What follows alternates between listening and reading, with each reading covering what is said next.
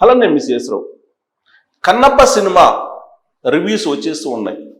ఆ రివ్యూస్ని పరిశీలిస్తే బాంబే నుంచి వచ్చినాయి కానీ, యూఎస్ఏ నుంచి వచ్చినాయి కానీ, ఇండియాలో 27వ తారీఖున రిలీజ్ అయిపోయింది. ప్రపంచవ్యాప్తంగా కూడా రిలీజ్ అయిన తర్వాత వస్తున్నటువంటి ప్రేక్షక ఆదరణను బట్టి ఈ సినిమా బ్లాక్ బస్టర్ అనేటువంటి టాక్ వస్తూ ఉంది క్రమేణా.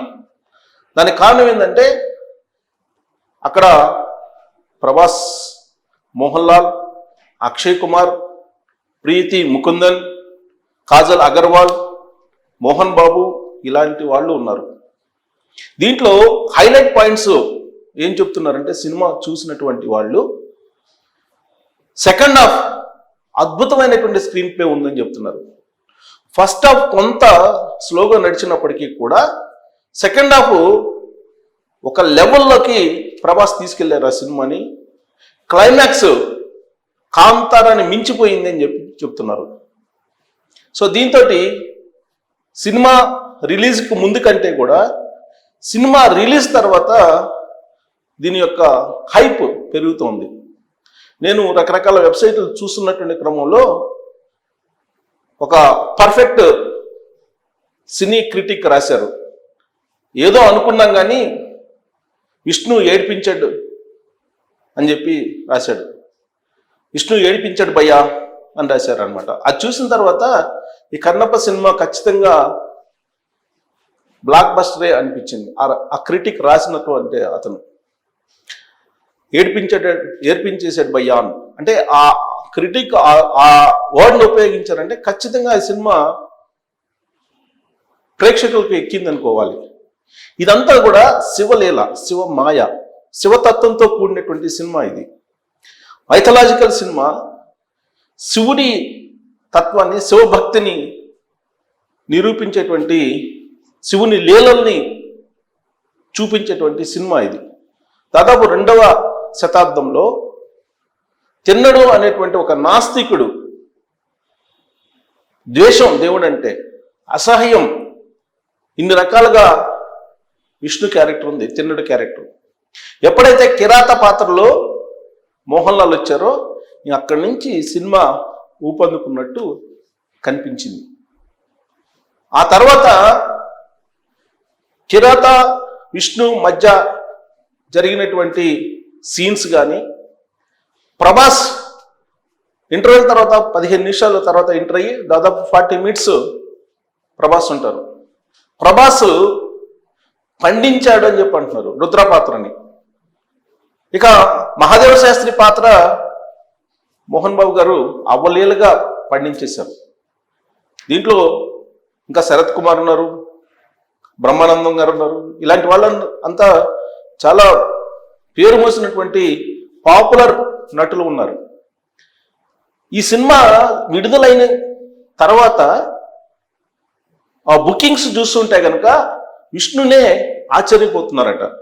విష్ణు అందుకే ఒక ప్రెస్ మీట్ పెట్టారు, ఒక సమాచారాన్ని రిలీజ్ చేశారు. 24 అవర్స్లో దాదాపు 2.5 లక్షల టికెట్లు ఓన్లీ 24 అవర్స్లో కొన్నారని అన్నారు. అంటే ఫస్ట్ డేనే దాదాపు 3 కోట్ల కలెక్షన్స్ వచ్చాయని అంటున్నారు. మొత్తం 200 కోట్లతో నిర్మించినటువంటి సినిమా ఇది. అడ్వాన్స్ బుకింగే దాదాపు 3 కోట్ల రూపాయలు వసూలు చేశాయి అని చెప్పి అంటున్నారు. అడ్వాన్స్ బుకింగే. సో కాబట్టి ఈ సినిమా బాక్స్ ఆఫీస్ వద్ద కలెక్షన్లను కురిపిస్తుంది అనేటువంటి టాక్ అయితే వచ్చింది. అయితే ఫస్ట్ హాఫ్ చూసిన తర్వాత కొంతమంది మాత్రం విమర్శ చేస్తూ ఉన్నారు. నిడివి ఎక్కువగా ఉంది ఈ సినిమా, కనీసం ఒక 15 నిమిషాలు కట్ చేయొచ్చు అంటున్నారు. అంతకుమించి ఈ సినిమా బాగుంది అంటున్నారు. బాలీవుడ్లో కూడా సినిమా ప్రపంచవ్యాప్తంగా, బాలీవుడ్లో కూడా రిలీజ్ అయింది, ప్రపంచవ్యాప్తంగా కూడా రిలీజ్ అయింది. అన్ని చోట్ల నుంచి కూడా పాజిటివ్ టాక్ అయితే వస్తుంది. విష్ణు ఇప్పటి వరకు నటించినటువంటి సినిమాలు ఒక ఎత్తు అయితే, ఈ సినిమాలో తిన్నడి పాత్రని ఆయన ఆ పాత్రలో జీవించాడని చెప్పి చెప్తున్నారు. విష్ణు నటన అద్భుతంగా ఉందని చెప్పి ప్రేక్షకులు ఎక్కువ మంది చెప్తూ ఉన్నారు. సహజంగా మంచి ఫ్యామిలీ సినిమా. ఈ సినిమా అమ్మకపోవటం, ఏరియా వైజ్గా డిస్ట్రిబ్యూటర్లు కొనకపోవటం, ఆ కొనుగోలు చేయడానికి వాళ్ళు రాలేదా, లేదంటే మంచు ఫ్యామిలీకి ఈ సినిమా మీద ఉన్నటువంటి నమ్మకంతో అమ్మలేదా, కారణాలు ఏదైనప్పటికీ టోటల్గా సినిమాని మంచు ఫ్యామిలీ రిలీజ్ చేసింది, ఓన్గానే రిలీజ్ చేసింది. ఇప్పటి వరకు శాటిలైట్ హక్కులను అమ్మలేదు, ఓటీటీకి సంబంధించినటువంటి రైట్స్ని ఎవరికి ఇవ్వలేదు.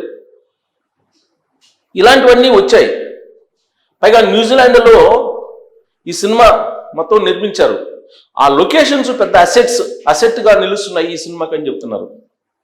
అలాగే నెమలి అంటే ప్రీతిని, హీరోయిన్ ప్రీతిని ప్రేమించిన తర్వాత తిన్నడు, అక్కడి నుంచి సినిమా ఇప్పుడున్నటువంటి జనరేషన్కి టచ్ అయ్యేలాగా కనిపించిందని చెప్తున్నారు.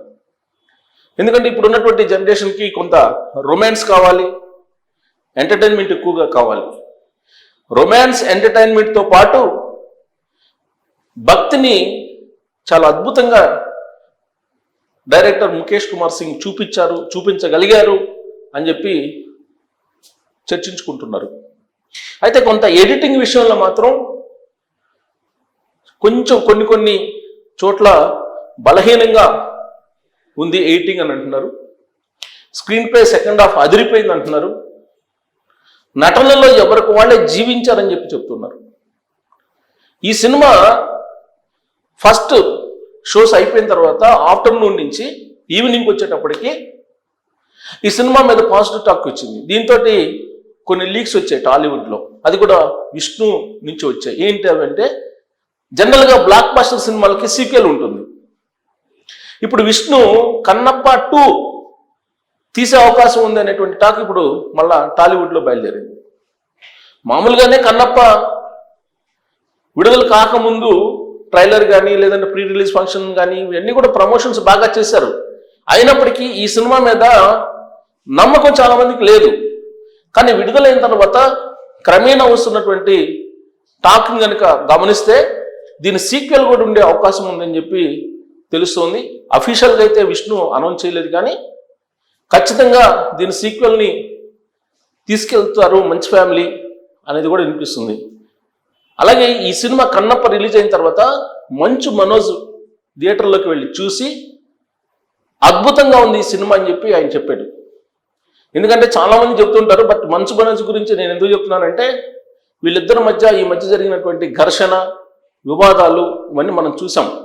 సాధారణంగా విష్ణు సినిమాని వీళ్ళున్నంత డ్యామేజ్ చేసే ప్రయత్నం చేస్తాడు మంచు మనోజ్ అని చెప్పి అనుకున్నారు. ఎందుకంటే ఆ సినిమాకి సంబంధించిన హార్డ్ డిస్క్లు కానీ గ్రాఫిక్స్కి సంబంధించినటువంటి వాటిని కానీ మంచు మనోజ్ తీసుకెళ్ళిపోయారు అనేది అప్పట్లో బాగా బయటకు వచ్చినటువంటి న్యూస్.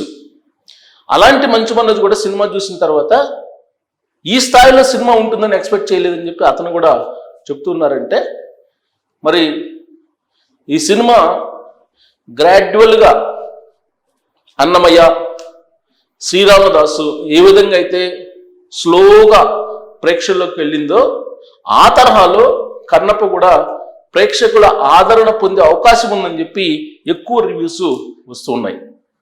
మరి మీరు కూడా చూసుంటారు ఈ సినిమాని. ఈ సినిమా మీద మీరు కామెంట్ చేయొచ్చు. Thank you.